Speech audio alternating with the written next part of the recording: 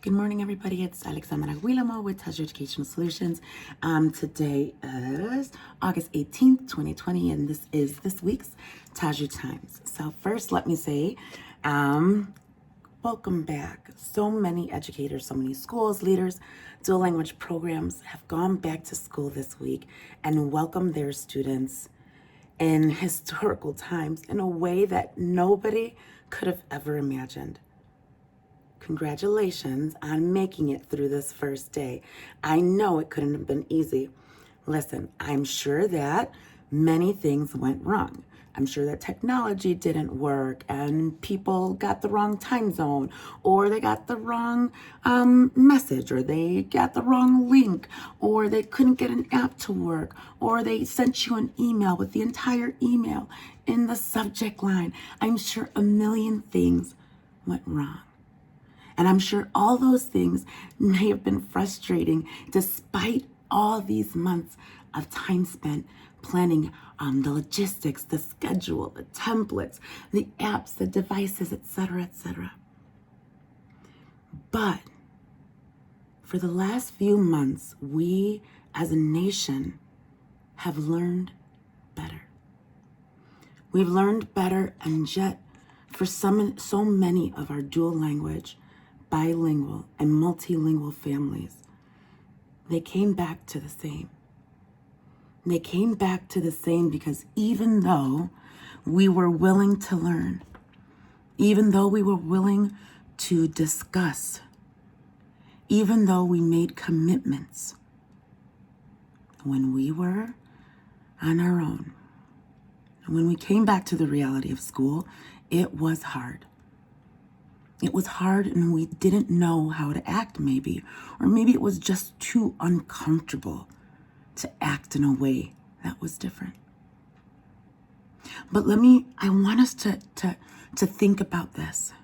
How do we hold ourselves individually and mutually accountable to not putting this work of equity, of ensuring access to a reasonable education during the most challenging of times, for the most struggling of families? See, dual language and multilingual and language learner families should have always been the priority, and yet they weren't. And they weren't, I feel like, because it was easy to be accountable to the large balcony-sized decisions and the logistical decisions that had to be made. But now they're back with us, and we have to figure out, what is it that we are going to do? How is it that we are going to be that is different? I will tell you that one of the things that we're going to have to grapple with is who we are as people, our own humanity, the kids that are still inside of us, that says we can be anything in the world. And it's true. We can be anything in the world, including humane. It is going back to why we do what we do. Not a single one of us went to school to become a dual language or bilingual teacher or administrator and are outside of one of the program models to prepare kids for a test, to put forth random rules about logging in, time spent logged in, the apps that they must utilize, hairstyles that they must maintain, whether or not they have to turn on their camera. We didn't go to school for this. We didn't become teachers or leaders for this. A leader is somebody who guides and directs the head of the district. And if the head is looking towards only these logistical rules, I promise you they can't see the kids. They can't see the teachers. They can't see those who they are leading. And somebody has to be willing to name that. Not disrespectfully. Not in a way that subjects your own humanity. But we must be willing to name when the head is only willing to look at the logistics, at the expense of those who are supposed to be served by the logistics, we must hold ourselves individually and mutually accountable for that. And teachers, a teacher is someone who imparts knowledge or skills or helps prepare people for the world.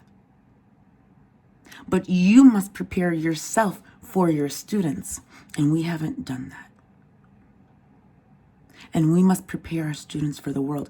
And if you really think, if we as educators really think that being a teacher preparing our kids for the world is putting them on an app without understanding who they are and what they need and what meaningful learning looks like, we must hold ourselves mutually and individually accountable for that. These are tough times. And the first thing that we have to do is say, listen, I don't know everything. I've got a lot more learning to do, because this was the first day, or yesterday was the first day, to possibly change things so that there are not so few of us that are so tired. And this year has only begun. We need people willing to hold themselves individually accountable so that we can work together to truly be teachers, truly be leaders, to get over our preconceived notions of what everybody should and shouldn't be doing, and to say, what do our kids need in order for us to live up to the word teacher, to live up to the word leader, and for us to all be in a place where we can go to sleep knowing that we did better because we knew better. I'm asking you to travel the road less traveled, because we know that it's the one back to our humanity.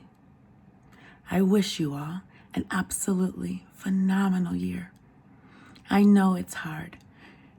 I plan on doing lots of pep talks throughout the year, so that in your moments where you are trying to take the road less traveled, hold yourself individually accountable, hold each other mutually accountable to the very basics.